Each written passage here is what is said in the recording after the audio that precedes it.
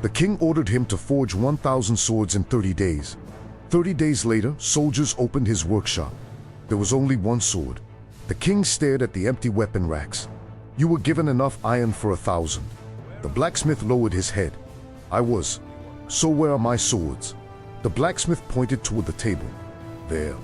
One sword lay beneath a black cloth. The king's soldiers began laughing. The king didn't, because in 3 days his army was marching to war, and one sword couldn't arm 1,000 men. "Give me one reason," the king said, "why I shouldn't have you executed before sunset." The blacksmith removed the cloth. "I don't need a reason." He placed the sword on the table. "I need another sword." 30 days earlier, the kingdom had received terrible news. An enemy army was crossing the northern frontier. The king needed weapons and quickly, so he summoned the finest blacksmith in the capital. His command was simple: 1,000 swords. 30 days. The royal storehouses delivered carts of iron to the forge. Enough metal to keep dozens of smiths working day and night.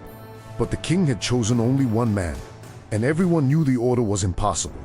A good sword required time.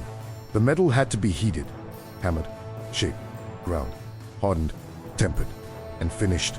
Rush any one of those steps, and you might create something that looked like a sword until the moment someone's life depended on it. For 7 days, smoke poured from the blacksmith's chimney. His assistants carried charcoal through the doors. Hammers rang through the night. But something strange was happening. No finished swords were leaving the workshop. Instead, the blacksmith kept examining the king's iron and throwing pieces aside. Too brittle, too soft, too impure. His apprentices became nervous. "Master, we don't have time." The blacksmith continued working. "That's exactly why we can't waste it." By the 10th day, he had not completed a single sword. By the 15th, the city began talking. The king's blacksmith had gone mad. But the blacksmith wasn't trying to make 1,000 swords. He had understood something the king hadn't. The kingdom already possessed thousands of swords.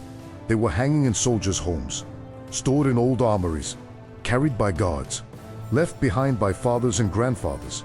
What the army lacked wasn't steel. It was confidence. Their enemy had become famous for weapons that supposedly shattered ordinary blades. Soldiers were terrified. So the blacksmith decided to create something more valuable than another 1,000 ordinary weapons.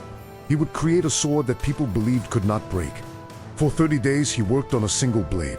He ruined one piece of steel, then another, then another.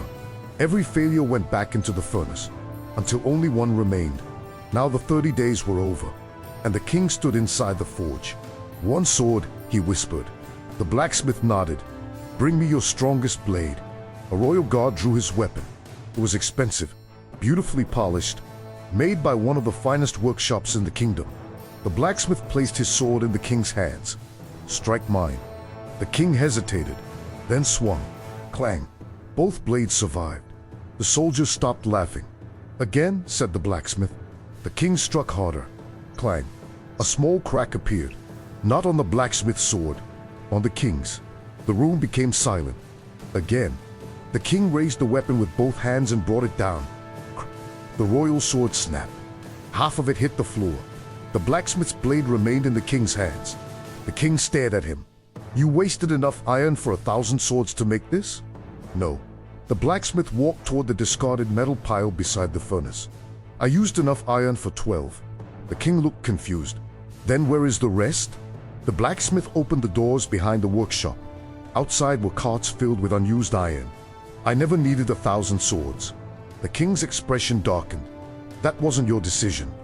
"No," said the blacksmith, "but this is." He pointed at the broken royal sword. "Tomorrow, let every soldier see what happened here. Let them watch their king strike this blade. Let them watch another sword break against it. And then tell them this sword will march at the front of their army." The king finally understood. The blacksmith hadn't spent 30 days making a weapon. He had spent 30 days making a symbol. The next morning, soldiers filled the courtyard. The test was repeated. One sword struck the blacksmith's blade, then another. The weapon survived. And the story spread faster than any blacksmith could forge steel. By sunset, soldiers were saying the blade had never been broken. By midnight, they were saying it couldn't be broken. By the time the army marched north, some claimed the sword had been forged from metal that had fallen from the sky. None of that was true. It didn't matter. Thousands of ordinary swords marched toward the battlefield. But at the front of them was one sword everyone believed was extraordinary. The king had asked for 1,000 weapons. The blacksmith gave him one. Because sometimes the weapon that changes an army isn't the one placed in every soldier's hand. It's the one placed inside every soldier's mind. And that was worth more than 1,000 swords.